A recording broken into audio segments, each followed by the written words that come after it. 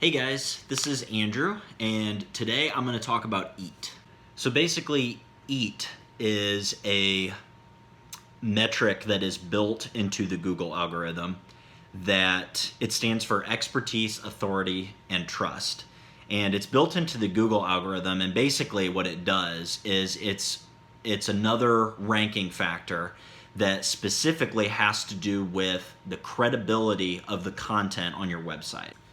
Basically, Google wants you to keep relying on them, and so they want to give you good results. They don't want to send you to like shady, spammy websites. And just because, the way that things are these days, because technology is so advanced and easy to use, pretty much anyone can make a website and have it online within a couple hours, free of charge. So basically, the barriers to entry are very low, and so there are a ton of really bad websites out there. So if you're looking for legal, medical, or health advice, it's good that you don't end up, or that Google doesn't send you to one of these, scammy websites. They basically don't want like you or your family to, end up on some website that they think is legitimate and they end up like spending money or signing up for something. They don't want you thinking that a website is credible just because they have a logo and some graphics. It's just like in the real world. Like anybody can, put a sign on their garage and call themselves a mechanic, but that's probably not where you want to take your car to. And this is why we have things like the FTC and the Better Business Bureau, things like that. This is why, usually you want to like shop around a little bit, look at ratings, look at customer reviews, past work that they've done, whether they're licensed or certified or, things like that. So lately, Google has been kind of like cracking down a little bit on these websites and, just looking at the credibility and kind of trying to comb through some of the junk websites that are out there. Again, what they are looking for is expertise, authority, and trust. Expertise is like your licenses, your credentials, your degrees. Your authority is like your ratings on, Yelp or Google My Business, or you're standing with the Better Business Bureau. And trust is like, is your site secure? Does it have an SSL certificate? Do other sites link to you? Things like that.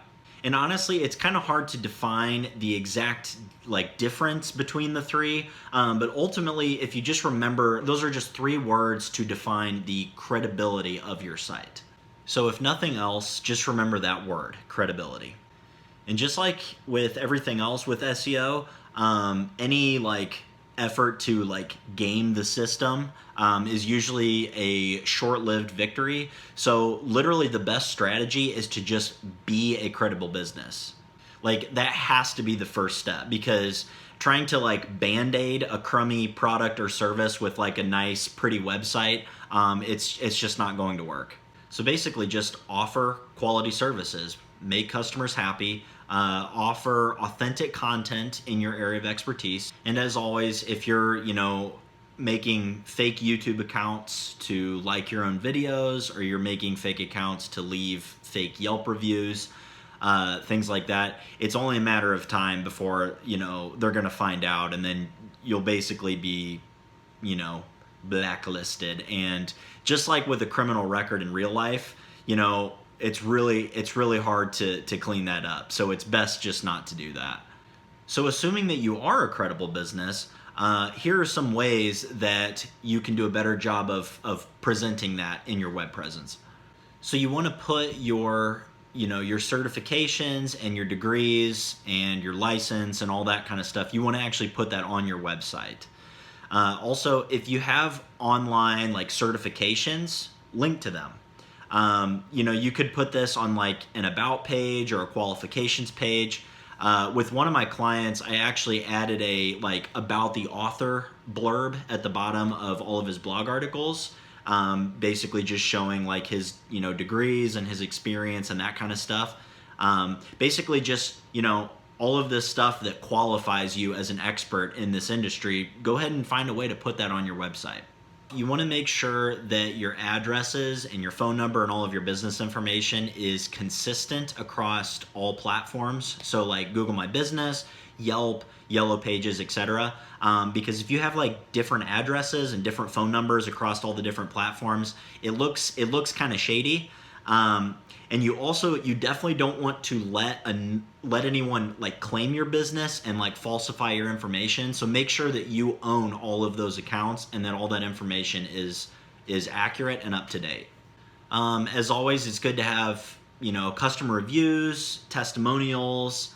You know, don't be afraid to ask for them, but don't like pressure people to do it, because that's kind of considered a bad practice. And you definitely don't want to create any fake reviews.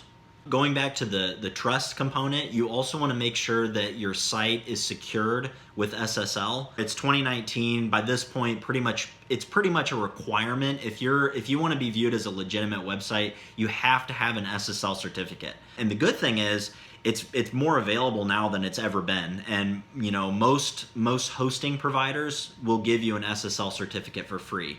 The way that you can check that is in your URL address bar. If it says not secure on the left-hand side, then that means that you don't have it.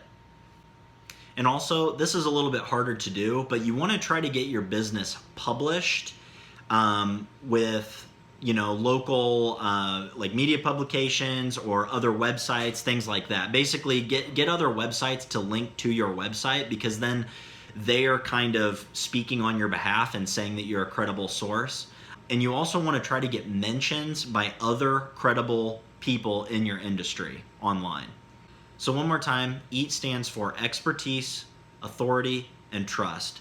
And basically what it comes down to is it's just, you want to find ways to prove that you are a high quality, legitimate, credible business.